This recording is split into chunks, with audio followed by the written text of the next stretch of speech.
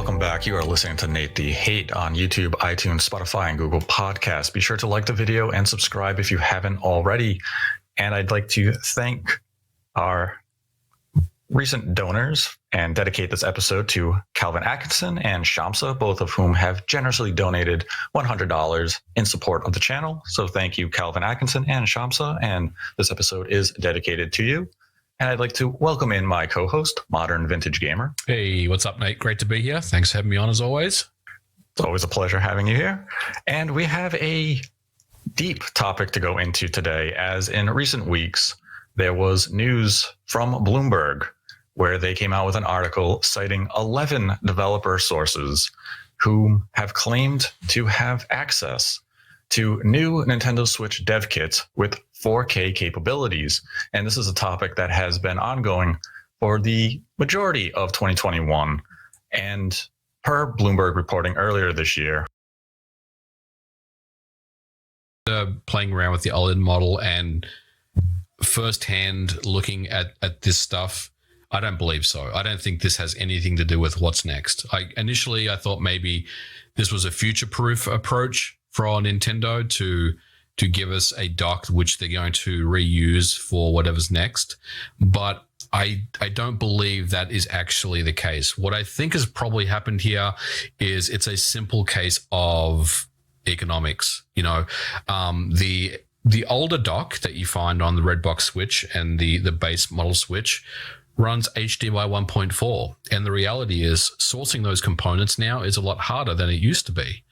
And it's more expensive because they don't really exist as much.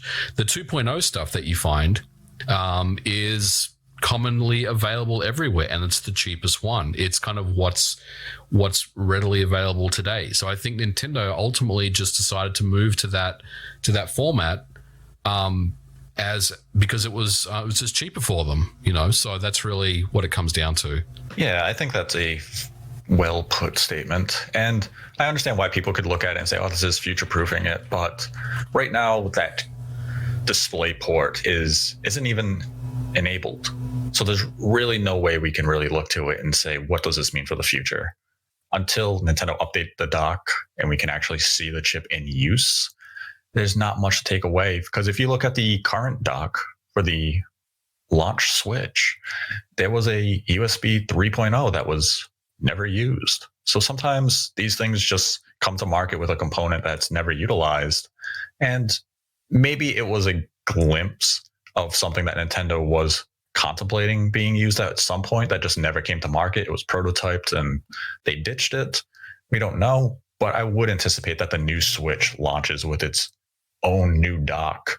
And based on some of the reports that we've seen of the Ethernet LAN adapter in the OLED dock, Nintendo may want to update that to something that allows for higher speeds. Yeah, so the current dock, even though it is USB-C and there's USB 3 in there, the LAN adapter, the Ethernet adapter, uses USB 2.0 speed. So it's quite disappointing, actually. And one of my biggest criticisms of the OLED model, and look, it's not just the dock that's to blame. It's a number of different things. But ultimately, and what I want to say is, I mean, we're not reviewing or ragging on the OLED model, but at the end of the day, the speeds that you get from the wide Ethernet is a lot lower than what I would anticipate. So it's a little bit disappointing there for sure. But to your initial point, Nate, I don't think this dock is any type of look into the future, what Nintendo is planning on giving us next. I think whatever is next will be brand new hardware with a brand new dock, if that's the approach that they take. I don't think this has any part to play in what's next. Right, I would agree with that, because we haven't seen Nintendo release the current Switch without a dock option in any of the Western markets. It is available as an option in Japan. So it would seem a little odd for Nintendo to be packing this dock with this OLED model only to release a new Switch, let's say in 18 months, and give us the exact same dock again. That's really not Nintendo's way. And I don't see them coming to the market and saying, well, here's a dockless option where you can save yourselves, $50 or $100. I think it would be a brand new dock with better components to allow all the features that Nintendo hopes to achieve with the system. Now, since the Bloomberg article came out, I had reached out to numerous contacts of my own to try to make sense of the information, see if elements of it are accurate, and to get more clarity on certain points made. And I'm going to discuss some of that now. And as mentioned prior, I will no longer be referring to this as a Switch Pro.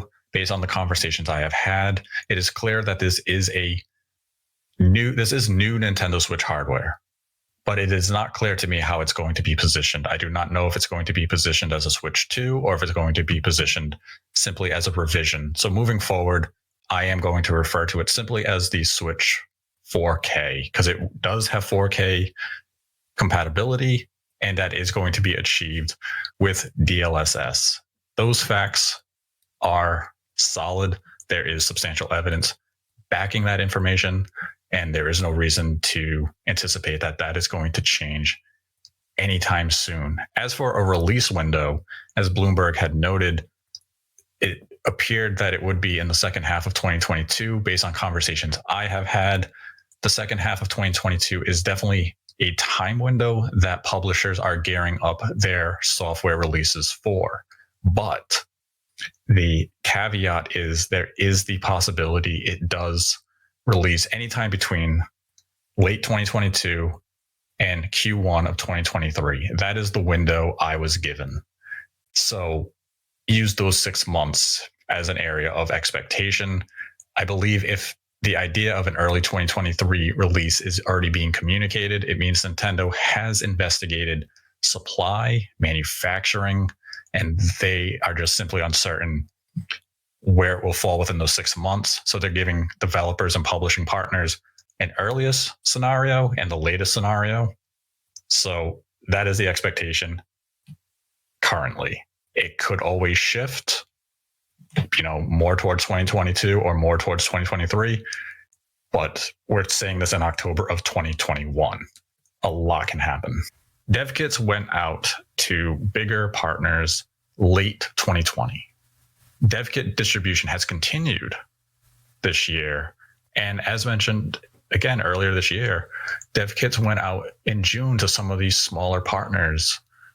So dev kits have been rolling out for many months now. This isn't a case of just a select few. It is a substantial number of developers have access to the system at this point. For software, it's, again, kind of as mentioned previously, there are games in development that are only coming to this new Switch. And what I mean by that, it's just for the Switch family. These games will not come to the current Switch. They will only be on the new Switch. And obviously they'll come to like the PlayStation, Xbox, and PC.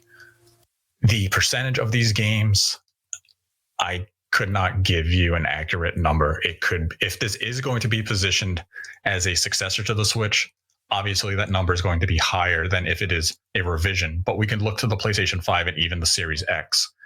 They don't have that many exclusives right now. So it may take a year, maybe 2 years until we see a full-on transition of commitment of resources to this new Switch in terms of exclusive releases. Yep. It's definitely going to be interesting, but I can say with confidence, there is a new Switch out there. Dev kits have been distributed. How it's going to be branded is anyone's guess at this point. It could be Switch 2. It could be Switch Pro. Mm-hmm. For now, let's just call it the Switch 4K. Yeah, I think that's right on the money, Nate. I feel the same way about it. Yeah, 4K functionality achieved with DLSS is the one consistent piece of information with this hardware. So Switch 4K feels as though it's a more appropriate moniker to assign this hardware moving forward. And hopefully that allows some clarification to listeners as how we're going to discuss this product moving forward. And this way, there's no confusion or misunderstanding how it's going to be labeled and positioned by Nintendo, because ultimately that does not matter. We'll find out how they want to position it when the time is right. But the important takeaway is new Switch hardware is in active development. Games are being made for it. And developers seem to be quite excited about what the potential is going to bring with this hardware. And with that, we can move into some of the Streamlabs questions for this week. And our first question and donation comes from Jackie G, who donated $1 and writes, "Hey MVG, when are you going to be the hero that we all need and port Daikatana to the Intellivision Amico?" Well, I need to get my hands on an Amico dev kit first to do that. So I don't know how I would approach Intellivision about getting one, but yeah, maybe one day we'll see Daikatana on the Amico.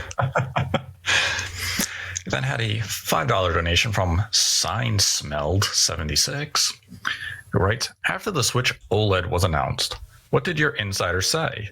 Was the Switch OLED supposed to be the Switch Pro, but not because of component shortage? How close are we to getting rare replay for Nintendo Switch Online? Peace. You're the best." After the Switch OLED was announced, my contacts all said the same thing. That is not the hardware we've been working on. Mm-hmm. And they were very confused by the announcement. And the simple reality behind that is there were no new dev kits distributed for the OLED. That only recently happened. So they were working on a 4K Switch, as we discussed in this episode, and they were very confused by that announcement because they had no idea that such a model was coming to market. As for rare replay coming to Nintendo Switch Online, I think the closest you're going to be able to play rare replay games on Nintendo Switch Online is just going to be N64 versions of some of those games. I would agree with that. But it is interesting because I had heard several years ago that Microsoft was considering bringing a version of rare replay to Nintendo Switch. Maybe the port didn't come together to their vision, and this is how they pivoted and said, well, you can have Banjo-Kazooie and maybe Banjo-Tooie and some other N64 games moving forward. So that actually could have happened very realistically, and that shows you how fluid the industry is, that what was planned at one point could have changed into something that, better or worse, the consumer is still going to get their hands on the game